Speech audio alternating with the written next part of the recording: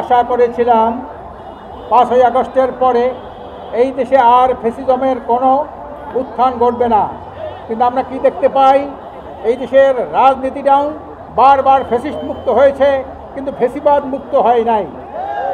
আজকের একটা দলের আপনার প্রার্থিতা ঘোষণার পরেই বাংলাদেশে একটা তৃতীয় বিশ্বযুদ্ধ শুরু হয়েছে।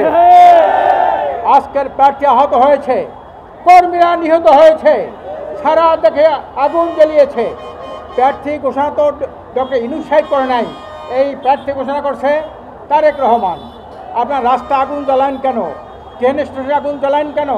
বাস ভাঙ্গেন কেন? আমরা তারেক রহমানের বাড়িতে যে আগুন জ্বালায়, এই যে দেশে তো তারেক রহমান, এটা তো আর সরকার দেয় নাকি, বলেন ঠিক না?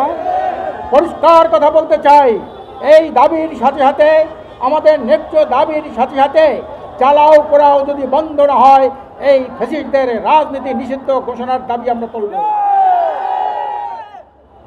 আপনারা তামাশা জাতি নিয়ে কম করেন নাই, আজকে ঐক্যমত্য কমিশনকে ব্যর্থ করেছেন আপনারা, আজকের সংসদকে কলঙ্কিত করেছেন আপনারা, আজকের নির্বাচনে কারচুপি আপনারাও তো করেছেন, একক নির্বাচন করেছেন।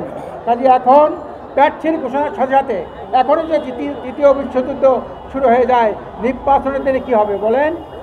আমরা চাই, আমরা ডক্টর ইউনূস সাহেবকে বলেছি, যদি এইবার আপনার যদি একটা সুষ্ঠু অবাধ গ্রহণযোগ্য নির্বাচন দিতে না পারেন, তাহলে কিন্তু গণঅভ্যুত্থান ব্যর্থ হবে, আর গণঅভ্যুত্থান ব্যর্থ হলেই কিন্তু একটা গণবিপ্লবের সূচনা হবে। আপনারা গণবিপ্লবের জন্য প্রস্তুত থাকুন। কোনো সংসদীয় আলোচনায়, কোনো বৈঠকি আলোচনায়, কোনো ঐক্যমত্যের আলোচনায় কিন্তু কোনো সমস্যার সমাধান হয় নাই, সমস্যার সমাধান হয়েছে রাজপথে।